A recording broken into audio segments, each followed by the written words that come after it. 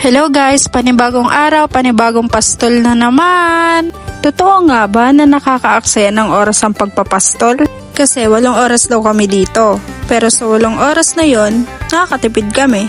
Healthy mga alaga namin kasi nakakapag-exercise. At the same time, nakakapag-isip kami, nakakapagpahinga.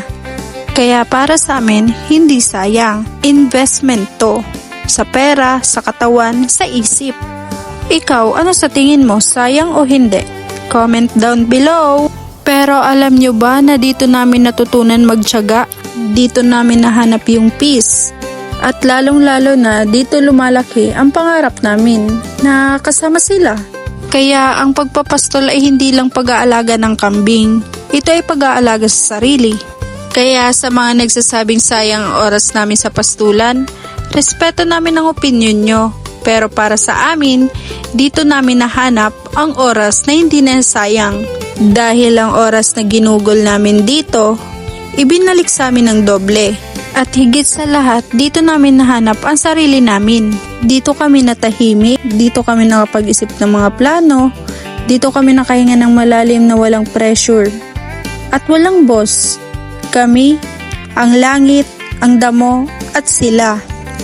Nakaka-proud no? Kasi kambing lang sila. Pero tinuturuan kaming maging matyaga. Na hindi lahat mabilis. Na yung 2, naging 5. Yung 5, naging 6. Dahan-dahan, pero sigurado. Oo, minsan naaminin namin na yung feeling na pagod ka na pero kailangan mo pa din bumangon araw-araw. Tapos may magsasabi pa, sayang oras mo dyan sa pastulan. Masakit pakinggan no? Kasi minsan naiisip din namin. Pero pag nakikita namin sila Mama Me, Inso, Mistugan, Nardo, Monghe at DB na masiglang tumatakbo, na nauuna pa kay Real Boss pag tinatawag niya, parang nabubuhayan ulit kami. Kaya hindi man sayang yung 8 oras namin dito kasi dito kami natutong hindi sumuko.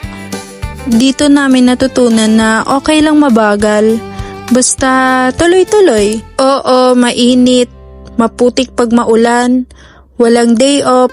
Pero dito din kami nakahanap ng katahimikan. Yung tipong wala kang kaaway, wala kang iniisip na utang, ikaw, sila, at yung pangarap mo lang. Balang araw, babalikan namin ang araw na to. At masasabing, buti na lang hindi kami sumuko. Buti hindi namin sinayang. So paano ba yan? So baybayan nyo ulit kami sa susunod naming pagpapastol sa aming mga alagang kambing. Hanggang sa muli. Paalam!